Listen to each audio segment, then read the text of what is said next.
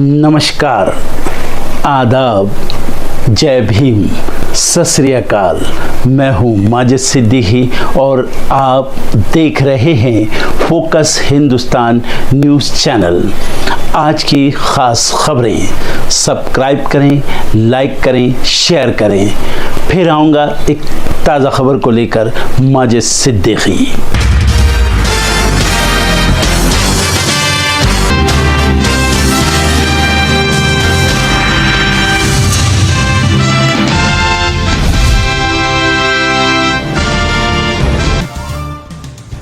संसद के बजट सत्र का 5वां दिन। पीएम मोदी बोले, महाकुंभ में अनेक अमृत निकले, एकता का अमृत इसका पवित्र प्रसाद। पूरे विश्व ने भारत के विराट स्वरूप के दर्शन किए। महाकुंभ पर पीएम के बयान पर राहुल गांधी ने साधा निशाना। कहा, महाकुंभ में जिन लोगों की जान गई, पीएम मोदी ने उन्हें नहीं दी श्रद्धांजलि। आज का युवा मांग रहा है काम, पीएम नहीं कर रहे हैं रोजगार की बात। औरंगजेब विवाद में हिंसा की आग में जला नागपुर, 2 समुदायों में पथराव, आगजनी, दुकानें हुई खाक, 65 उपद्रवी गिरफ्तार। हिंसा के बाद नागपुर में कर्फ्यू। कांग्रेस नेता पवन खेड़ा ने महाराष्ट्र की बीजेपी सरकार पर साधा निशाना। कहा, वो तुम्हारा ध्यान औरंगजेब पर ले जाएंगे, तुम उनका ध्यान अपनी खाली जेब पर ले जाना।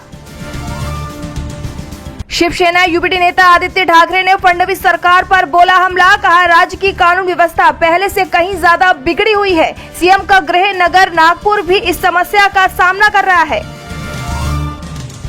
नागपुर में हुई हिंसा को लेकर शिवसेना यूपीडी सांसद प्रियंका चतुर्वेदी ने फडणवीस सरकार पर साधा निशाना। कहा, निवेश के लिए महाराष्ट्र को अलोकप्रिय बनाने की साजिश। नागपुर की घटना पर विधानसभा में बोले सीएम फडणवीस, नागपुर हिंसा सुनियोजित थी, दोषियों को नहीं बख्शेंगे।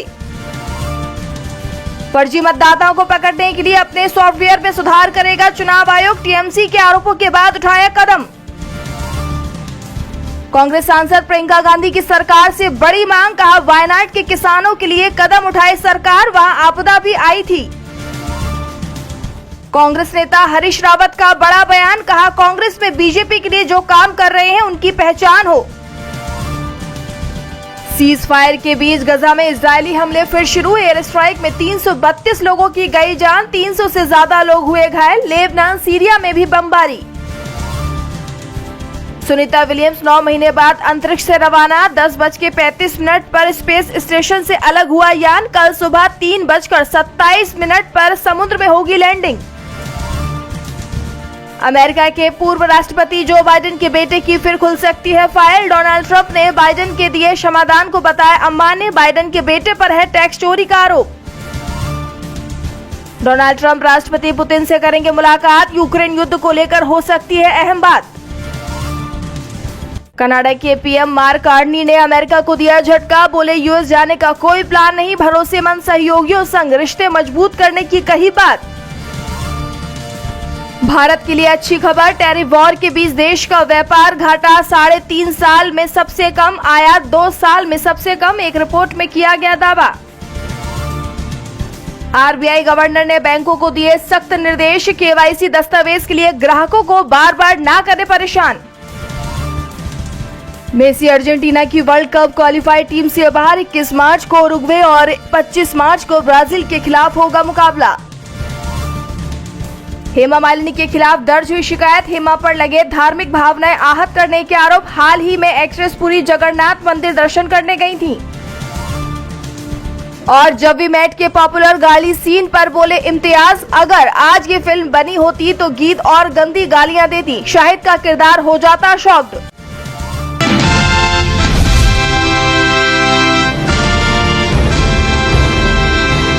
महाराष्ट्र के नागपुर में सोमवार देर रात 2 समूहों के बीच हिंसक झड़प हो गई।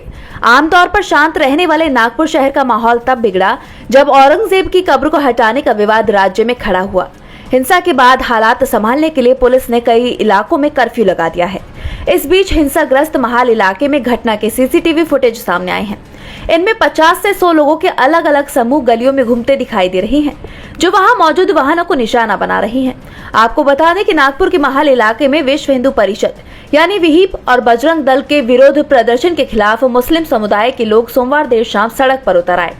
हालांकि पुलिस कर्मियों ने उन्हें सड़क पर ही रोक दिया, लेकिन इस बीच कुछ उपद्रवी महल इलाके में स्थित रिहायशी बस्तियों में घुस आए और फिर हिंसा भड़क गई। शहर के पुलिस आयुक्त रविंद्र कुमार सिंघल ने बताया कि फिलहाल स्थिति शांत है। हमने इस संबंध में कार्रवाई भी की है। पुलिस ने बड़े पैमाने पर तलाशी अभियान चलाया है और अब तक पथराव, तोड़फोड़ और पुलिस और दमकल कर्मियों पर हमले में कथित रूप से शामिल 50 लोगों को हिरासत में लिया है।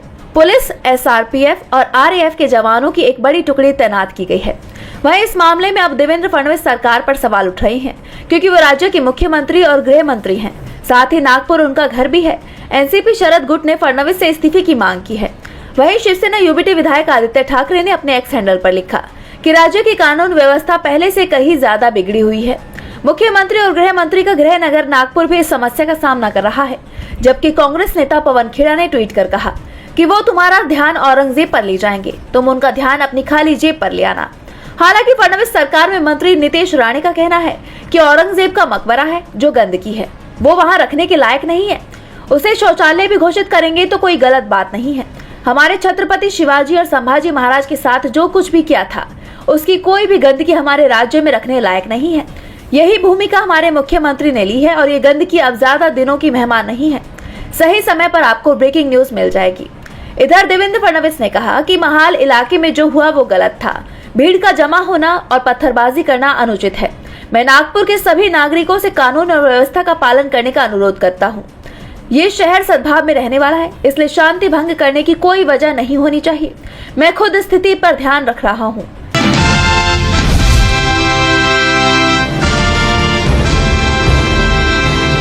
महाराष्ट्र में मुगल शासक औरंगजेब की कब्र को हटाने की मांग तेज हो रही है। इस विवाद के कारण नागपुर में हिंसा भी भड़क गई। इसके बावजूद बीजेपी नेता विवादित बयान देते जा रहे हैं, लेकिन इंडिया गठबंधन के सारे दल हालात संभालने में लगे हैं। इसमें अब उन्हें मायावती का भी साथ मिल गया है। उत्तर प्रदेश की पूर्व सीएम और बसपा सुप्रीमो मायावती का कहना है कि किसी की भी कब्र और मजार आदि को क्षति पहुंचाना और तोड़ना सही नहीं है। मायावती ने सोशल मीडिया प्लेटफॉर्म X पर पोस्ट में कहा, महाराष्ट्र में किसी की भी कब्र और मजार आदि को क्षति पहुंचाना और तोड़ना ठीक नहीं है, क्योंकि इससे वहां आपसी भाईचारा, शांति और सौहार्द आदि बिगड़ रहा है। सरकार ऐसे मामलों में खासकर नागपुर के अराजक तत्वों के विरुद्ध सख्त कार्रवाई करे, वरना हालात काफी बिगड़ सकते हैं, जो ठीक नहीं है। मायावती के इस बयान के बाद एक बार फिर संकेत मिल रहे हैं कि उन्होंने इंडिया गठबंधन का साथ दिया है। हाल ही में कांशीराम जी की जयंती पर जारी एक बयान में भी मायावती ने बीजेपी की नीतियों की आलोचना की थी।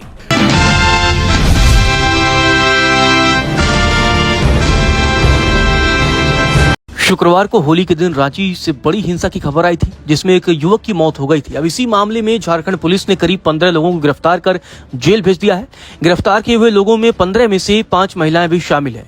रांची पुलिस ने गिरफ्तार किए गए लोगों का एक वीडियो भी जारी किया है। रांची पुलिस के द्वारा जारी की गई प्रेस विज्ञप्ति के मुताबिक कुल 15 लोगों को जेल में भेजा गया है, जिनमें 5 महिलाएं शामिल हैं। पुलिस ने जिन आरोपियों को गिरफ्तार किया है उनमें अनिल यादव, कृष्ण कुमार, विशाल कुमार, रोहित कुमार, रोहन कुमार, सुनील राय, दीपक कुमार राय, रंजीत यादव, सुमित कुमार, मीना देवी, राधा कुमारी, पूनम देवी, खुशी कुमारी और ममता देवी शामिल है। चलिए अब आपको बताते हैं कि आखिर ये पूरा मामला क्या है। दरअसल पूरा मामला 14 मार्च की शाम से जुड़ा हुआ है। 14 मार्च की शाम नामकुम रेलवे स्टेशन के पास स्थित एक शराब दुकान के सामने कुछ युवकों की आपस में लड़ाई हो गई, जिसके बाद काफी मारपीट हुई। हालांकि पुलिस ने मौके पर पहुंचकर मामला संभाल लिया था। मारपीट करने वाले लोगों में जोरार बस्ती के और नामकुम खटाल के लोग शामिल थे, लेकिन यह विवाद थमा नहीं और शनिवार को जोरार बस्ती के लोगों ने खटाल इलाके में हमला बोल दिया, जिसके बाद एक बार फिर दोनों पक्षों में जमकर मारपीट हुई। इस मारपीट में दोनों ही तरफ से कई लोग घायल हुए। मामले की जानकारी मिलने के बाद जब भारी संख्या में पुलिस बल मौके पर पहुंची तो कुछ लोगों ने उन पर भी पथराव किया, जिसके बाद पुलिस ने हल्का बल प्रयोग कर भीड़ को खदेड़ा। मारपीट में घायल लोगों को पुलिस के द्वारा अस्पताल में भर्ती करवाया गया था, जिनमें सोनू मुंडा नाम के एक युवक की इलाज के दौरान मौत हो गई। सोनू मुंडा को मारपीट के बाद सिर पर गंभीर चोटें आई थी। सोनू की मौत के बाद आक्रोशित भीड़ ने रविवार को नामकुम में सड़क जाम कर जमकर बवाल किया था।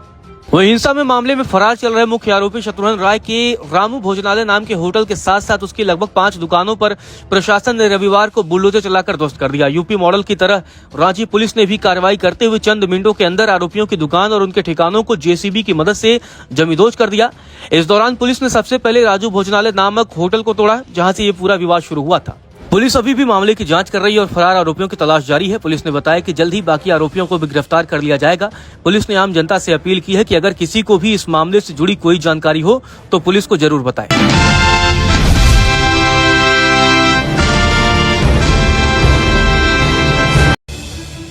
उत्तर प्रदेश के जनपद मुजफ्फरनगर में एक युवती से छेड़खानी का ऐसा सनसनीखेज मामला सामने आया है जिसे सुनकर हर कोई हैरान हो जाएगा। मुजफ्फरनगर जिले के थाना तितावी क्षेत्र के गांव लडवा में एक सनकी युवक की करतूत ने एक युवती की जिंदगी को मुश्किल में डाल दिया है।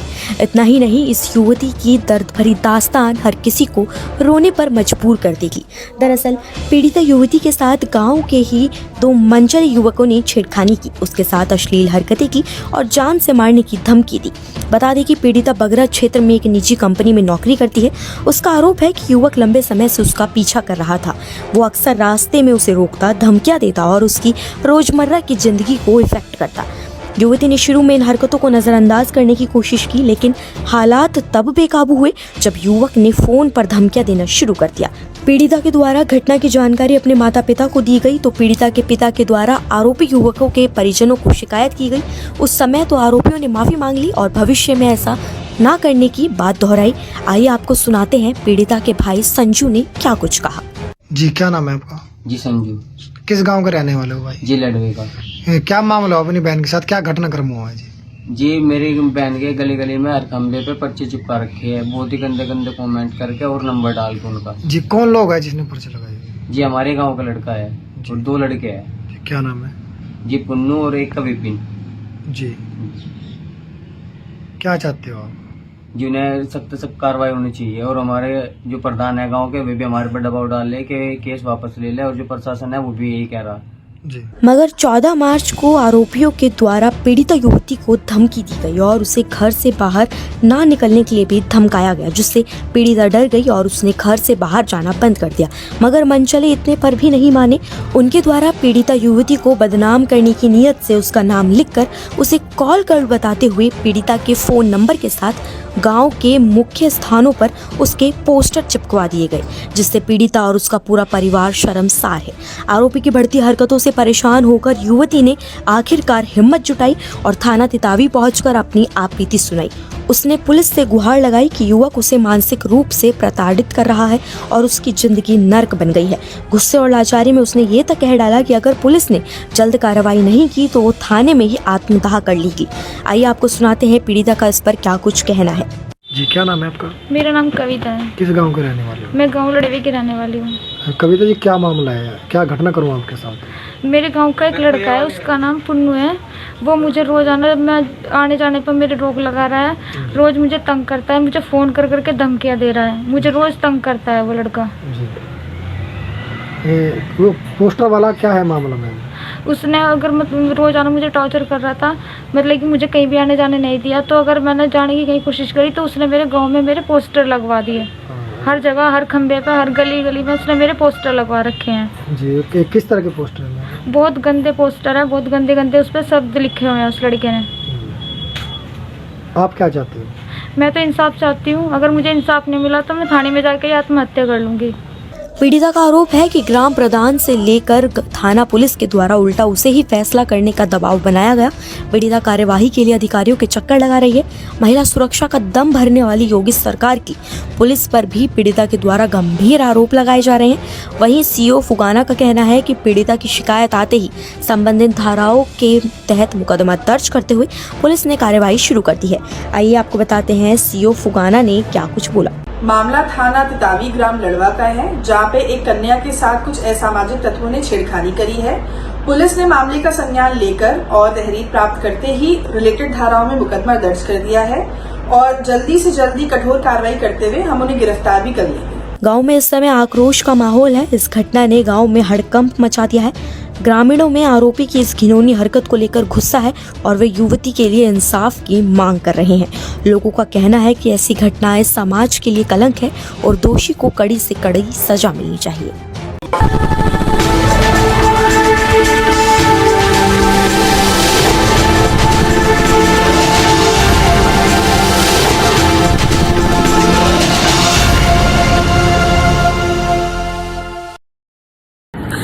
दोस्तों आज मैं आपको बताने वाला हूं कि अगर आपकी बॉडी में मैग्नीशियम की डेफिशिएंसी हो जाए तो आपको क्या क्या प्रॉब्लम हो सकती है। सबसे पहले इंसोमेनिया, नींद ना आना, स्लीपिंग डिसऑर्डर, इंसान सारी रात करवटें बदलता है, नींद नहीं आती, स्ट्रेस लेवल, एंजाइटी बढ़ जाती है इससे, क्योंकि कोर्टिसोल हार्मोन को रोकने में मदद करता है। और अगर आपकी बॉडी में मैग्नीशियम नहीं है तो कोर्टिसोल बढ़ जाता है, जिसकी वजह से स्ट्रेस और एंजाइटी हो जाती है।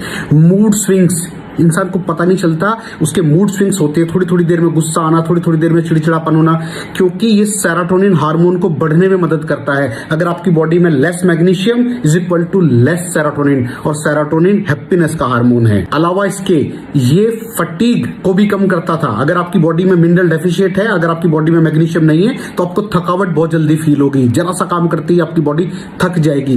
पुअर डाइजेस्टिव सिस्टम, ये डाइजेस्टिव सिस्टम को भी मैनेज करने में बड़ा शानदार रोल प्ले करता है, और अगर इसकी डेफिशिएंसी है तो कॉन्स्टिपेशन, डायरिया जैसी प्रॉब्लम हो जाती है। माइग्रेन, बहुत खतरनाक प्रॉब्लम है माइग्रेन। अगर डेफिशिएट है आपकी बॉडी मैग्नीशियम से तो आपको माइग्रेन की प्रॉब्लम भी हो सकती है। ब्लड प्रेशर, अगर आपकी बॉडी में मैग्नीशियम कम है तो आपको ब्लड प्रेशर की प्रॉब्लम हो सकती है। इरेगुलर हार्ट बीट, ये हार्ट बीट का बढ़ जाना, कम हो जाना, बढ़ जाना, कम हो जाना, मैग्नीशियम डेफिशिएट होने की निशानी है।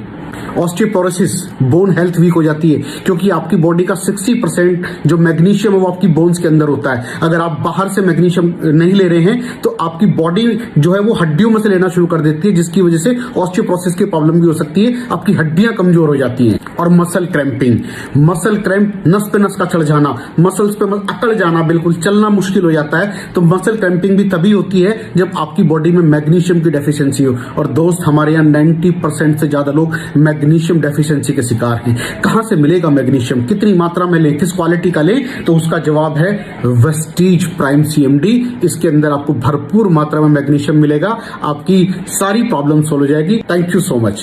दर्शकों, देख लिया आपने हमारे वीडियो को। हमें खुशी होगी कि आपने हमारे न्यूज़ को लाइक किया और दूसरों को शेयर किया। अगर अभी तक हमारे चैनल फोकस हिंदुस्तान को सब्सक्राइब नहीं किया है तो तुरंत सब्सक्राइब करें, कमेंट करें और बेल आइकॉन को प्रेस करें।